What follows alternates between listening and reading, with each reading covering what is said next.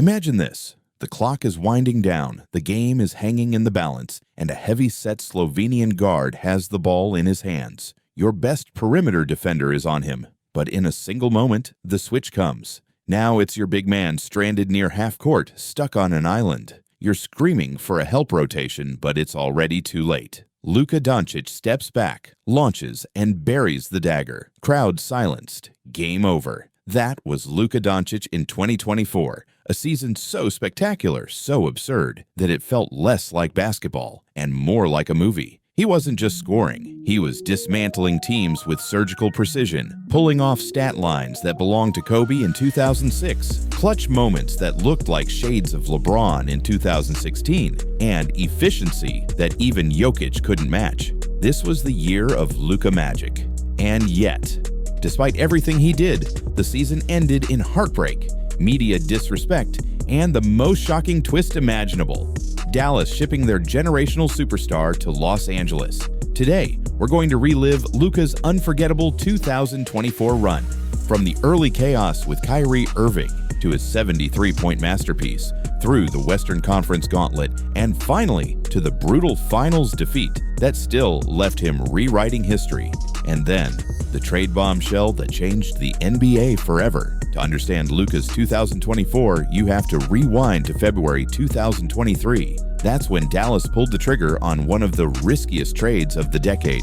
They ended Brooklyn's ill-fated superteam experiment by trading for Kyrie Irving. Out went Spencer Dinwiddie, Dorian Finney-Smith, and draft picks. In came Uncle Drew, one of the most polarizing and gifted guards of his generation. The immediate results? Ugly. Dallas went from a playoff lock to a team that couldn't stop a nosebleed. Luka and Kyrie were dazzling on offense, but defensively, they were a turnstile. The Mavericks collapsed, finishing 38-44, missing the postseason and leaving everyone questioning if pairing two ball-dominant guards was basketball suicide. But Mark Cuban and the Dallas front office weren't ready to blow it up. In the summer of 2023, they doubled down. They signed Derrick Jones Jr., a freak athlete with defensive versatility. They drafted Derek Lively II, a 7-foot rim protector with elite potential. It wasn't a flashy overhaul, but it addressed their glaring weakness. So when the 2023-24 season tipped off, Dallas entered with cautious optimism. Luka finally had a full season with Kyrie. The supporting cast looked more balanced. The question was simple: could Luka finally make Dallas a true contender? The first sign of Luka Magic came immediately. In the season opener, the Mavericks welcomed rookie sensation Victor Wembanyama to the NBA. Luka took the opportunity to spoil his debut, leading Dallas to a win. A game later, he torched Brooklyn for 49 points, 10 rebounds, and 7 assists, including a dagger 3 that left his former trade partners stunned. November turned into Luka's personal highlight reel: 40+ against the Clippers, 35 and 9 against the Bucks. A 40-point triple-double in a 50-point demolition of the Jazz. Then 36 points and 18 assists in a wild duel against OKC. Dallas surged to a 9-3 record and the second seed in the West. But cracks were still visible. Against weaker teams, the Mavs looked unstoppable. Against contenders, they faltered. Luka was carrying them, but the question lingered: were the Mavericks for real?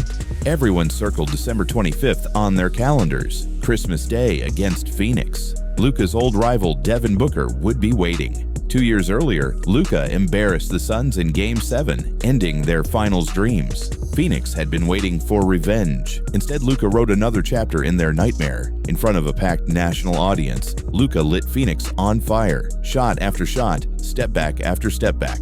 By the time the game ended, he had dropped a smooth 50 points and walked out of the valley grinning. Booker and the Suns had no answers. Luka owned them, again. But as iconic as Christmas was, it was only a prelude to Luka's true masterpiece. On January 26, 2024, against the Atlanta Hawks, Luka delivered one of the greatest performances in NBA history. By halftime, he already had 41 points. The Hawks tried everything: traps, double teams, switching defenders. None of it mattered. Luka hit threes, bullied smaller guards, and diced up big men on the switch. By the end of the night, he had 73 points, 10 rebounds, and 7 assists on 75% shooting. 73 points in a competitive game on absurd efficiency. According to advanced game score metrics, it was the second greatest regular season performance ever, trailing only Michael Jordan's legendary 69-point, 18-rebound night in 1990. The basketball world was stunned. Luka had just authored a game for the ages, but when the MVP ladder came out the next week, Luka wasn't first. He wasn't second. He wasn't even in the top 4. The NBA's official MVP ladder didn't even have Luka listed. Why? Standings mattered, they said. His stats were historic, but Dallas hovered around the 5th and 6th seed. The media dismissed him as an empty numbers star. That lit a fire under Luka. February became a revenge tour. He led Dallas on an 8-game winning streak, dropping lines like 39-8-11 against the Knicks, 41-9-11 against the Suns, and 45-9-14 against Cleveland. Still, the MVP snubs continued. The league's message was clear. Until Luka dragged Dallas up the standings, he wouldn't be crowned. So he did just that. Dallas closed the season on a scorching 16-2 run. Daniel Gafford tied Wilt Chamberlain with 33 straight-made field goals. Luka averaged 34 points, 9 rebounds, and 10 assists down the stretch. He ended the season at 33.9/9.2/9.8 on 49/38 shooting splits. MVP number, the voters put him third. But Luka wasn't chasing trophies anymore. The playoffs had arrived. It was time to prove himself where it mattered most. Round 1, the 5-seed Mavericks against the 4-seed Los Angeles Clippers. But this wasn't just any Clippers team. They had loaded up on stars. Kawhi Leonard, Paul George, James Harden, and Russell Westbrook. 4 former All-NBA players. On paper, they were supposed to overwhelm Dallas. Game 1 looked like confirmation. The Clippers jumped out early and coasted to a comfortable win. Dallas looked rattled. Luka's sore knee slowed him down, and the critics circled like vultures. Game 2 flipped the script. Luka and Kyrie hit timely shots. PJ Washington drilled clutch threes, and the Mavericks stole one in LA. By Game 3 in Dallas, Luka powered through his injury, put up a near triple-double, and Kyrie closed the door. Dallas took a 2-1 series lead. The Clippers weren't done. Paul George erupted in Game 4. Harden iced it late, and suddenly it was 2-2. Game 5 became the turning point. Dallas rained threes, suffocated LA, and handed them the worst playoff loss in franchise history. In Game 6 back home, Kyrie and Luka combined for brilliance. Dallas closed out the series. The Clippers' super team experiment was over before it began. But waiting in Round 2 was something scarier. The top-seeded Oklahoma City Thunder.